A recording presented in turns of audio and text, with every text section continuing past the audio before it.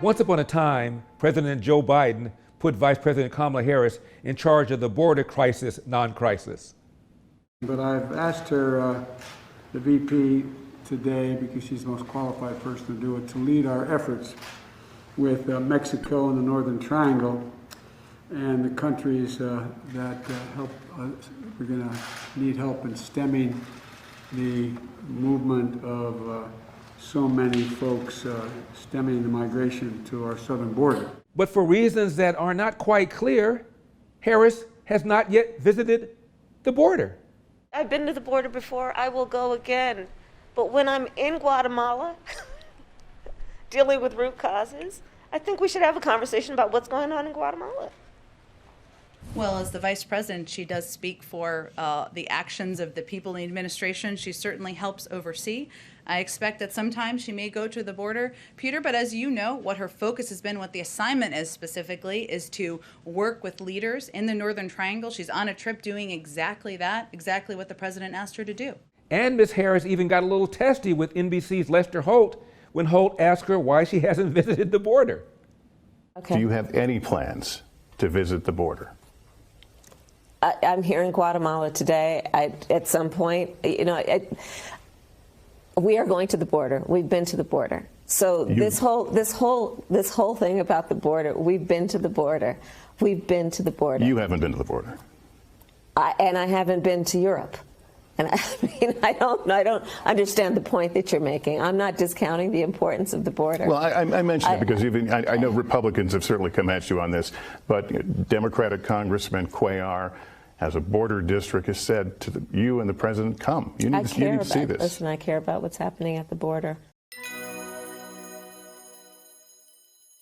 Elder here for Birch Gold. As one of the top dealers of physical precious metals in the United States, Birch Gold Group helps Americans diversify their savings with gold and silver. Customers can purchase for physical possession or convert a portion of their IRA or 401k into an IRA backed by physical precious metals. And for the first time since Obama's first term, we are facing a democratically controlled White House, Senate, and House. Sounds like a lot of tax and spending to me. Get ready for more so-called quantitative easing. Now, how does that affect your investment? How does that affect the strength of your portfolio? So, contact Birch Gold Group to request a free info kit on physical precious metals. See if diversifying into gold makes sense for you. This comprehensive 20-page kit reveals how gold and silver can protect your savings and how you can legally move your IRA or 401k out of risky stocks and bonds into a precious metals IRA. To get your no-cost, no-obligation kit, text Larry to 474747. That's text Larry to 474747. And for a limited time, see how you can qualify for up to $10,000 in free precious metals on your purchase.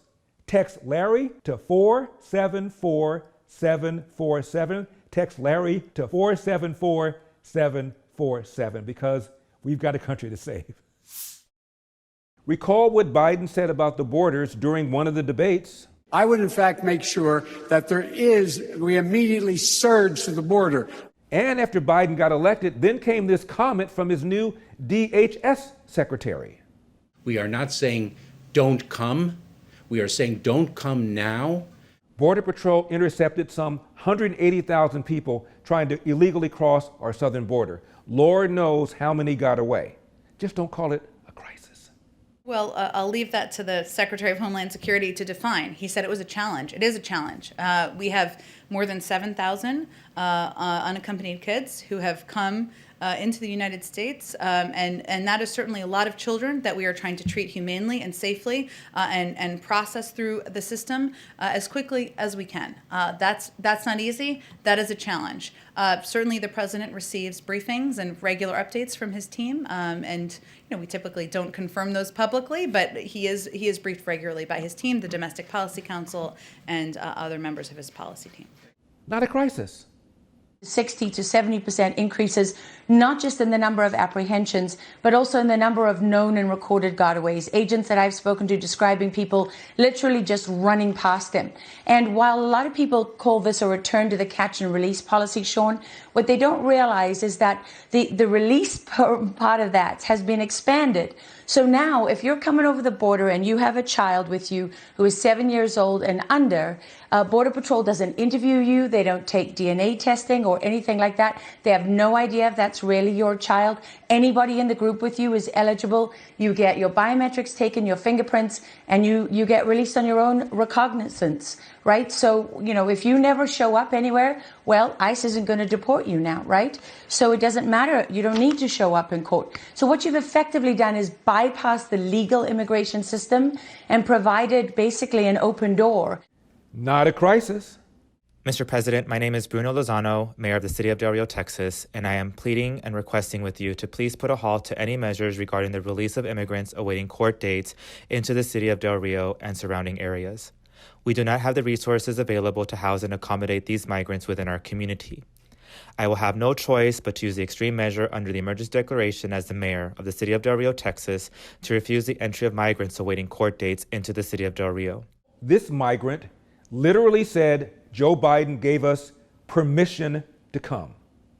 Would you have tried to do this when Donald Trump was president? Definitely not. Definitely. We had the chance, you know, the same violence that is going on today was there last year. We used to watch the news, and I definitely won't do this. So did you come here because Joe Biden was elected president? Basically. As she visits these countries, this is one of the big issues in the so-called Northern Triangle, trying to convince countries slow the route of migration to the U.S. border. These are encounters in April. Just in April, more than 178,000 migrants encountered at the border. And if you look at this through recent fiscal years, 2019 is blue, 2020 is green. You see 2021, an increasing problem at the border. Okay, if not a crisis, how about the word challenge?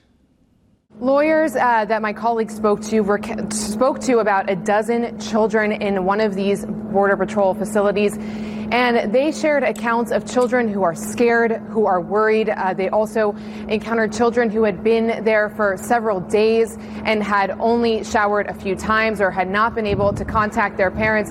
So again, this underscores the challenge for this administration. These are not facilities intended for children, and they need to move out of these facilities quickly to avoid the situations that they're in currently. I also had a chance to ask Jen Psaki whether or not the White House is moving on from their message to migrants that now is not the time to come, since FEMA is saying they will shelter unaccompanied kids for months. And she said they're trying to have both those messages out there. Brett? How bad is it? Meantime, actually, moving to the crisis at the border, there's really some disturbing video, Kristen, of some parents who are dropping their toddlers over that border wall, attempting to cross into the United States. What can you tell us? Well, Hoda, you're right. This is really stunning and tough to watch. Customs and Border Protection releasing video from Tuesday evening, which shows actually smugglers dropping two young children from the top of a 14-foot high border barrier. Right after the kids land, those smugglers fled the scene. The girls, just 3 and 5, are okay, and they're in the custody of Border Patrol. Really unbelievable video there, Hoda. Heartbreaking. This bad. The U.S. illegally are wearing plastic-colored wristbands. According to U.S. Border Patrol officials, these wristbands are used by cartels and human smugglers to determine payment status or affiliation with smuggling groups. Here are two unaccompanied minors from El Salvador with green wristbands labeled entries. No, eso en tu wrist. No esto. ¿Quién te dio eso? Me lo dieron. ¿Quién? Allá en México para poder pasarnos el río. ¿Para pasar en el río? So, ¿Alguien sí te ayudó para pasar en el río? Ay, que los dieron eso. ¿Tú tienes uno también? ¿Lo puedo ver? ¿Cuánto pagaron para cruzar el río? No pagamos nada. ¿Nada? No. Nada. ¿Quiero ver? Ahí los tenemos.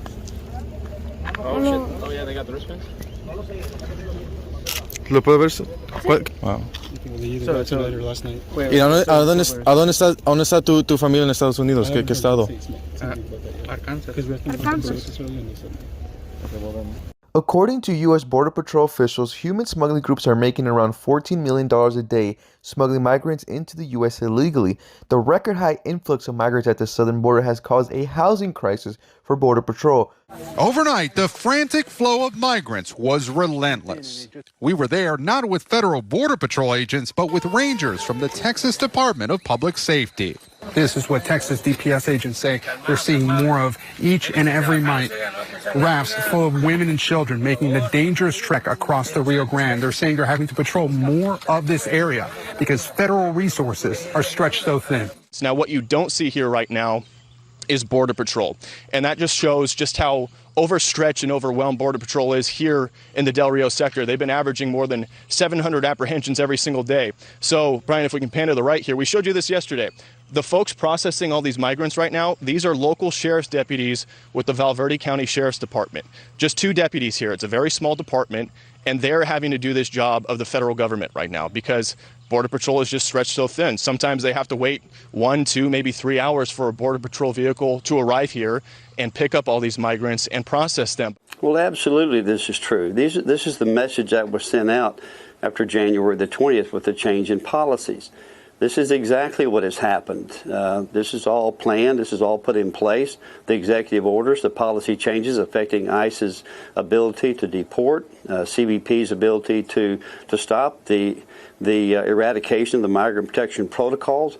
All of these things are policies that were put in place by this administration that are destructive policies here that are affecting Texan lives here and American lives here in the United States. Border Patrol is, of course, overwhelmed.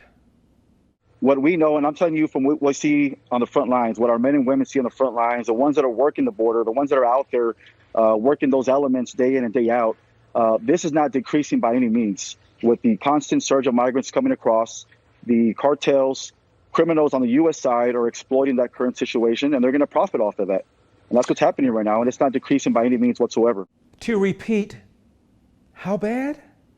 I can personally tell you I have never seen worse policies, never worked under worse policies than I have under this administration. We are on pace to shatter every single record that the Border Patrol has.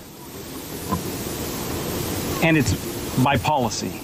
Take a look at this crazy video showing a large group of migrants running away from Border Patrol as they cross illegally into the United States. Appear to be a group of 30 to 40 just scattering into an open field as Border Patrol is pursuing behind them, mostly single adults, men, no children with them. You'll see a Border Patrol unit chasing them. Two of the guys appear to be handcuffed together as one border agent, badly outnumbered, tries to chase them pickup truck as that group continues running through a field, over a bridge, through a stream. Some of those migrants end up falling into what appears to be a pond or a little stream. They keep running. One guy stays behind, appearing to lose his shoe. Again, you see another badly outnumbered border agent trying to keep up with them, but they just can't. It's one agent chasing a big group like that. Other migrants continue running through the field. Our cameras continue following them. They try scaling walls. They try jumping over fences. Eventually, our drone crew catches Border Patrol apprehending part of that group. We see about 15 to 20 of them sitting in a circle, but it did appear that part of that group did get away from Border Patrol and did escape into the brush. Finally, at one time, even this self-described Democrat socialist recognized the problem of illegal border crossers. Something that is in what you said about being a democratic socialist is a more international view. But I think if you take global poverty that seriously, it leads you to conclusions that in the US are considered out of political bounds. Things like sharply raising the level of immigration we permit, even up to a level of open borders, about sharply increasing the amount of foreign aid. Open borders. That's a Koch brothers proposal. The Really? idea, of course, I mean, that's a right-wing proposal which says essentially there is no United States. But it would make a lot of the global poor richer, wouldn't it? And it'd make everybody in America poor. Then you're doing away with the concept of a nation state. And I don't think there's any country in the world which believes in that. If you believe in a nation state, or in a country called the United States, or UK, or Denmark, or any other country, you have an obligation, in my view, to do everything we can to help poor people. What right-wing people in this country would love is an open border policy. Bring in all kinds of people who work for $2 or $3 an hour. That would be great for them. I don't believe in that. I think we have to raise wages in this country. I think we have to do everything that we can to create the millions of jobs. You know what youth unemployment in the United States of America today? If you're white, a white kid, high school graduate, 33%, a Hispanic, 36%, African American, 51%. You think we should open the borders and bring in a lot of low-wage workers? Or do you think maybe we should try to get jobs for those kids? So I think from a moral responsibility, we've got to work with the rest of the industrialized world to address the problems of international poverty, but you don't do that by making people in this country even poorer. This crisis would end yesterday if illegal aliens, turned citizens, turned voters would pull that lever overwhelmingly for Republicans. It would also end yesterday if the illegal crossers were doctors, lawyers, and accountants competing for jobs against American doctors, lawyers, and accountants. If those two things happen, we wouldn't be having this conversation. I'm Larry Elder, and we've got a country to save. I will see you next time.